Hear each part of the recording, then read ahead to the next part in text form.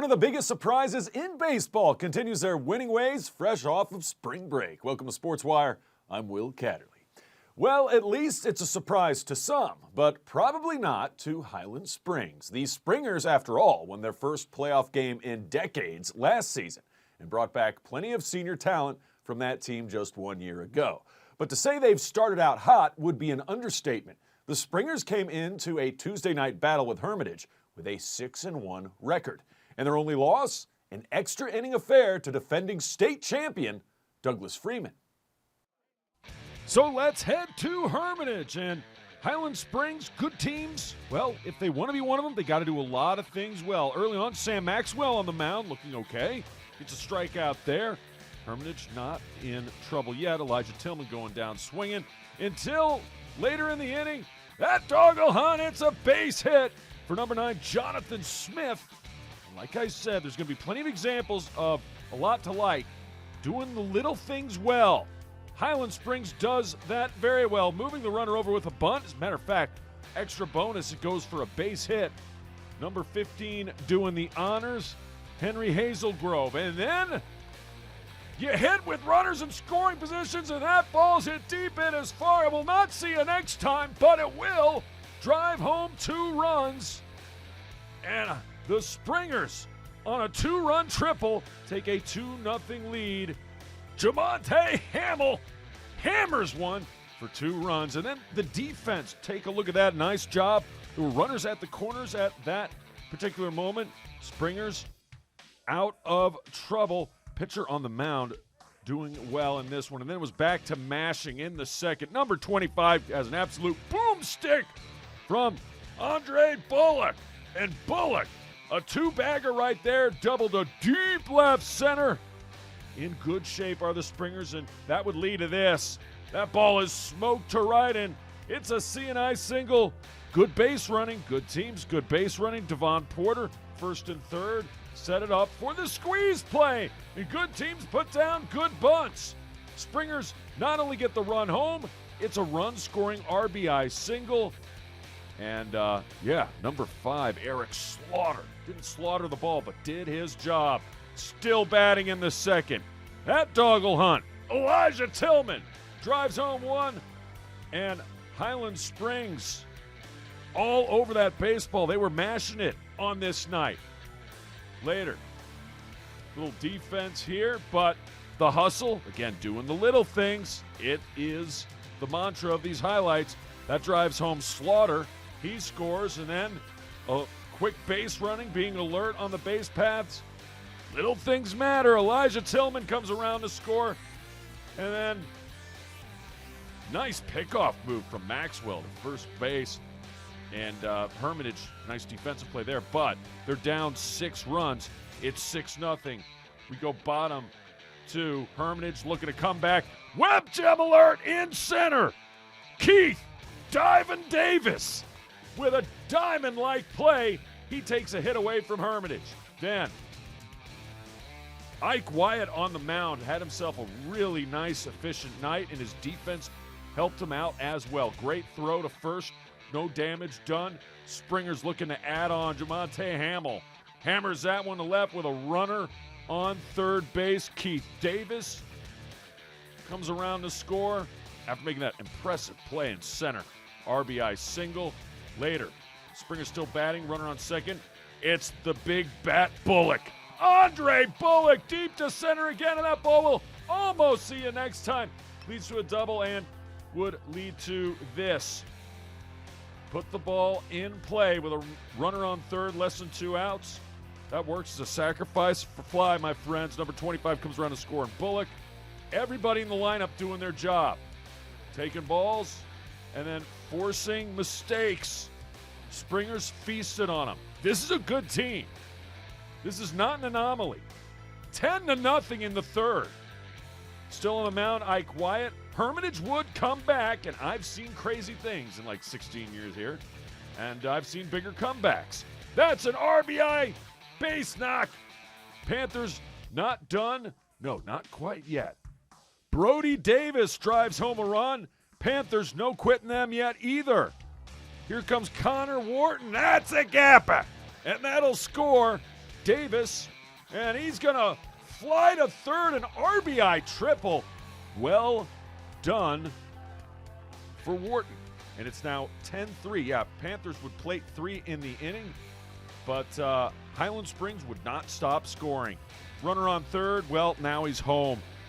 Riley Burks, one of the seniors, scores from third base, and then that's going to find a hole. It's Elijah Tillman driving home yet another Springer. They would add more. 13-3. Springers are 7-1. Meanwhile, on the softball diamond, the Godwin Eagles wasted no time getting back to work. The Eagles played host to Prince George on Monday night. Godwin was looking for their 5th straight win since their opening game loss to Patrick Henry. The Bats have been on fire after that one, scoring double-digit runs in each of the last 4, a trend they would try to continue as the Eagles hit mid-season form. So Mills Godwin getting right after it on Monday at home against the Royals of Prince George and A.G. Howe, otherwise known as Anna Grace Howe. And Howe, she had her pitching shoes on in the circle. Strike him out, sit him down, get another one. She would allow a runner on base to reach with first inning, first batter walk, as a matter of fact, but then strikes out the side after that. Howe, in complete control. Other end of the spectrum, Godwin's bats, well, they've been on fire. I'll explain more later in the show. Right here, a chance for a good defensive play. The throw was low. Second baseman could not make it. You do not make mistakes to this Eagles lineup. They will make you pay for it. First and second, that would lead to this. That will get past the center fielder. It's Grayson Aruda, and Aruda drives home 2. 1 run scores. Here comes the other in the form of Maggie Hyatt. And just like that, it's a 2-0 Eagles lead thanks to Grayson Aruda. The Eagles were not done, not by a long shot. That is a gapper all the way to the fence. Here comes Aruda. She'll score. It's an RBI base knock by number 12, Delilah Smith. And Eagles up 3-0. There's a single to right by Carter Dunham. That drives home Smith. And yeah, Godwin puts a 4 spot on the board here in the first. Still not finished. Or are they? Watch this play at first. What a play. Doing the splits to make the stretch at first. Yeah, they put up a 4 spot due to the Eagles, but I had to show that nice play by the Royals. Well done at first on the stretch. Back to AG and Howe with the strikeout, and then the low pitch, strike him out, sit him down. Howe, 5 strikeouts through just 2 innings of work. She would have more work on her ledger coming up in the highlights. Meanwhile, Eagles taking bases. Stolen base right there. Number 7, Bella Ross gets it going, and then the soft grounder to first. Boom! Tough acting, 10 acting. Take out the second baseman covering first. That allows Bella Ross to score. Really could have been called for obstruction there. Anyway, number 4, Avery Frankhauser ends up at second base. And then I got it, I don't got it. That ball is laced by none other than Lexi Washington. And she can absolutely smoke the ball. 2-run score in the inning. We got a 6 spot. The route is on. AG, inside corner, strike 3. 6th of the night. AG, up in the zone. Swing and a miss. They couldn't connect. Got to be hard, though, to see the ball through the shadows. I don't know. Godwin could, though. There's a base hit, and it gets past the left fielder. Some defensive mistakes made this even worse for Prince George against a formidable lineup. And it goes as a single RBI for Laney Poulos. And then the lead of this. That ball's eaten up at third base. And that allows another run to score. Eagles getting one from their pitcher, A.G. Howe. And then bring out the boomstick, because that's a gapper. 1 run scores. 2 runs come across. It is a 2 RBI double by Grayson Aruda, who does it again. It's like she lives at second base. 11-0 after 3. And before it was all over, did she go? Did she go? They wait for a few minutes and they say yes. Double-digit Ks for Howe. Eagles come back up to bat. They're going to drive home another run right here, and they do more than enough to keep their winning streak going, and they beat Prince George. 12-0 is your final. Well, they're two of the best on the tennis courts in the 804 and in Henrico County. Coming up, a battle royale in ladies tennis when defending state champion Freeman visits Deep Run. Plus, Glen Allen is out to clobber Clover Hill in guys lacrosse. Highlights are straight ahead. Todd's a great guy. I mean, look at him. What a sweetheart. Attaboy. Wait, Todd, what are you doing? How totally selfish and un-Todd-like of you. Come on, Todd. Come on, man. Welcome back to SportsWire Tennis, anyone. Two of the best in the area, Freeman and Deep Run. You know what? Way back in the day, I mean, it's been dominated by Henrico County. Godwin ladies won like 6 straight state titles. Then Deep Run was the team to beat. They won a few. Now Freeman is back-to-back state champs, and they're going to war with Deep Run. Who you see right there, Paige Suitors in the far court, taking on Rosalind Cara. Cara, what a great shot. Winner, winner, chicken dinner for Deep Run. Deep Run in the blue or black skirt, and Freeman in all white. Great, drop it like it's hot. Shot by Suitors. She gets the point right there. And then we pick this one up midway, mid-action, because otherwise we'd take away 10 minutes of Sports Wire on one volley. Great net play right here by Suitors, and an excellent counter by Cara. I'm telling you, there were volleys like this all afternoon and evening. And in the end of this one, I could basically tell a short story or go make myself a ham sandwich until we see the result. Finally goes into the net. Point goes to Cara, but the match would go to Suitors 7-5, 4-6, 10-7. We go to court number 2. Another good volley right here. Great. What looked like a winning shot by Deep Run. Jocelyn Ginsburg versus Ann Douglas Council in the far court, and that one goes too far, so Council gets the victory there. Ginsburg, the junior. Good-looking serve here in the front court for the Wildcats. Freeman and Deep Run, these two teams are probably going to meet an awful lot. Probably 3 more times. Winner, winner, chicken dinner. She gets that one to go. It's Ginsburg with the winning point right there. But there's going to be a similar theme to these highlights. And that, sometimes you're lucky, sometimes you're good. Even better when you're both. Ginsburg gets the winning shot there. It was too much. Ann Douglas Council, however. She didn't need any counsel. She had a heck of a backhand and pretty much every shot in her repertoire, including lobs, making her opponent work. Both sides of the court, textbook, and then forcing errors. She gets the win in this one. 6-3, 6-1. Court number 3, to the number 3s. Deep Run in the front court. Caroline Nam taking on Ellie Wood. And Wood hit that one a little bit too hard, so point Nam. Nam was terrific while I was filming. Maybe she would want me to stay there because that was another winner from Nam. We switched sides, now Nam on the serve. Boom! Top spin. Nothing but winners. Nice job by Nam in a very competitive match. But Ellie Wood would come back. She had just enough for Nam. Another great shot by Nam there. Ball is not out, though, so it's still alive. Nice top hand. And a great get. Nam could not get the finish there, and she could not finish off Ellie Wood, who went 6-7, 5-7, lost that tiebreaker, but went 7-5 and 10-6 to take the best 2 out of 3, and that's what you got to do. Take 2 out of 3 sets to get the win.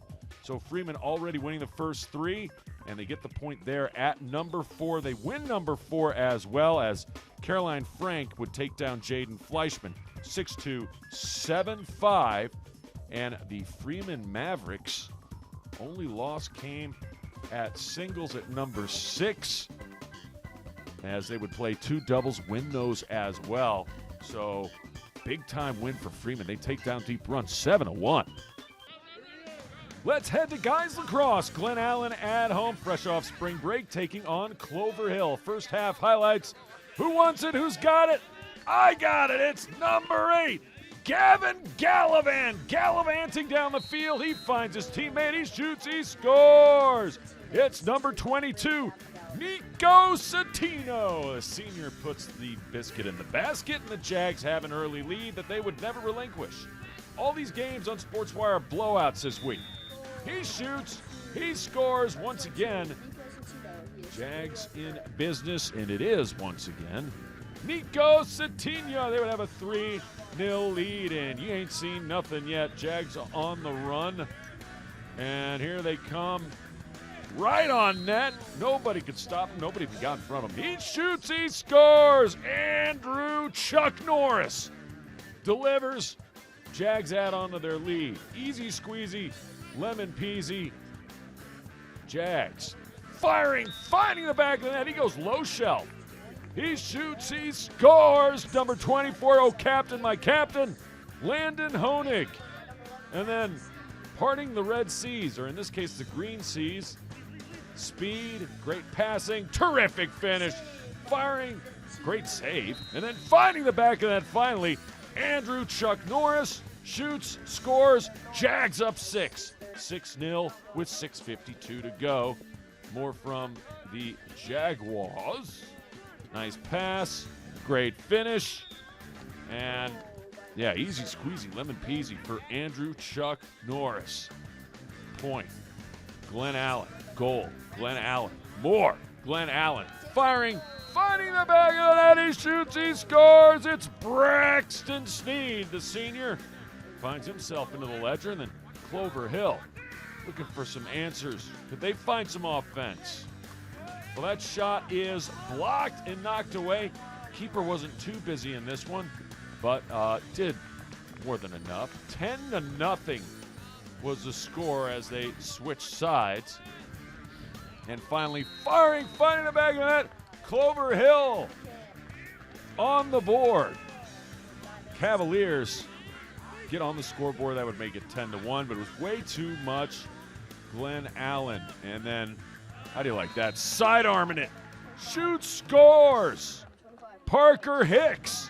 Just about everybody on Glen Allen finding the back of the net and getting goals. More from the Jags on the breakaway. In transition, goes low ball, knocks it home. The captain, Landon Honig, and there was more that came from. Oh, what a move. Pretty, oh so pretty. Honig takes Glen Allen home, and they get a righteous win to start the next part of the spring season. 15-3 the final. It's a special signing day at Varina when we return, as 2 student athletes make it official as they decide their next school of choice. Plus, we hit the pitch when we return. It's boys soccer, where Deep Run travels to Tucker looking for a win and a clean sheet. That's next.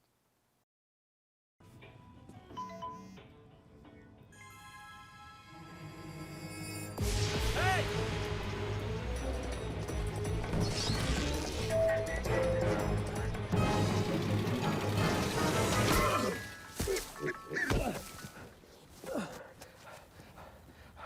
So, same time next week? Well, of course. Put away a few bucks, feel like $1 million. For free tips to help you save, go to Feed the Pig. Welcome back to SportsWire. Let's go up tempo. 2 teams picked up big wins in baseball over spring break, and 1 has even entered the Max Preps National Top 25 rankings for their great play. The Godwin Eagles remained unbeaten after taking down 2 defending state champions on the diamond. First, they won 6-4 over defending Class 6 champ Freedom. The Eagles followed that up with a 6-3 win over defending Class 4 champ Hanover.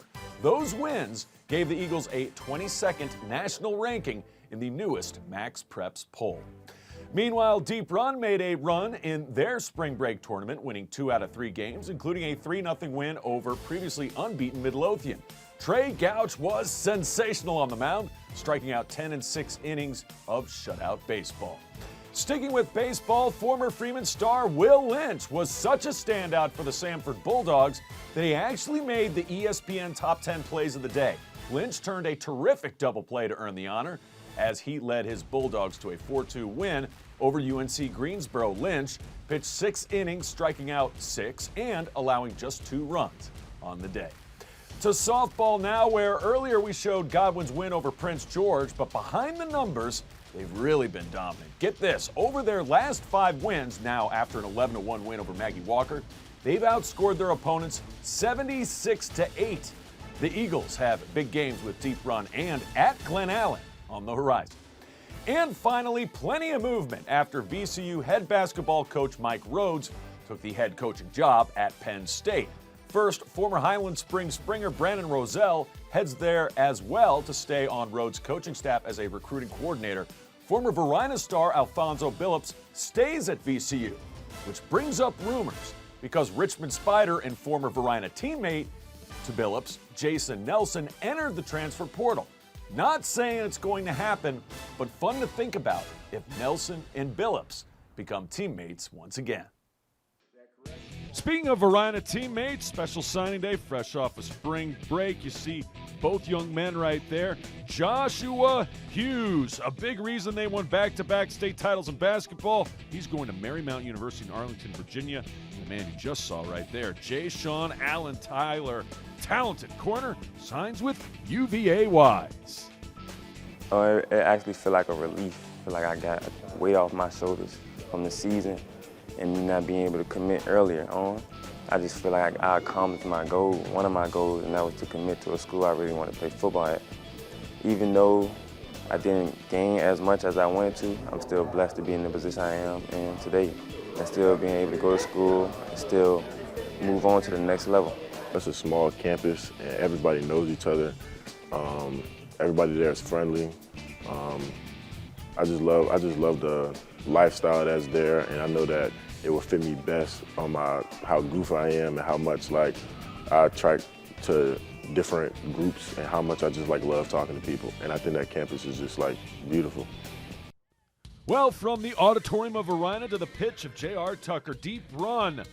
5-0 on the season, looking to go 6-0 against a feisty and tricky Tucker squad. A chance right there. Tigers would eventually clear it. First half highlights, no score in this one. The Tigers get out of trouble. Could they here, though? Around the left side, easy squeezy lemon peasy for the keeper, but deep run would put the pressure on, keep the pressure on. Here we go. Double team, but the ball finds the boot of number 19, Jessup O'Brien. He shoots, he scores. Go Wildcats. Moments later, the keeper has to come up huge. So does the defender, Zach Casey. Saves a goal for the Wildcats. Tucker, though, ensuing corner. Watch the bouncing ball. Keeper needs to get a pawn, and he does. Still in danger. Tucker had several chances in this one to score. Wildcats, through 5 games, had only allowed 1 goal, so their defense been solid. Chance to be up 2-0 right there, just goes wide. Second half now, still a 1-0 score. Wildcats still in front. Tigers, a chance! And it falls to the feet of Tucker, and it just goes off the woodwork. Oh, they know they had a chance to get the equalizer there. Later, their keeper, the Tigers keeper, keeps them in it. Great save right there. Wildcats still not finished on the attack. Centering pass, he goes sky high and gets it. And that one is good for 3 points in football, but not in soccer. Later, however, in the second half, 11 minutes left. He shoots, he scores on the PK. Number 10 doing the damage, Christopher Bobo. And the senior puts deep run up 2-0. They would score 1 more with 2 minutes left. 3-0, deep run moves to 6-0. Remember, if you have questions or comments about the show, just send me an email to this address, sportswire@henrico.k12.va.us. And you can always follow us on Twitter and watch us on YouTube. I can't wait to see ya next time on Sportswire.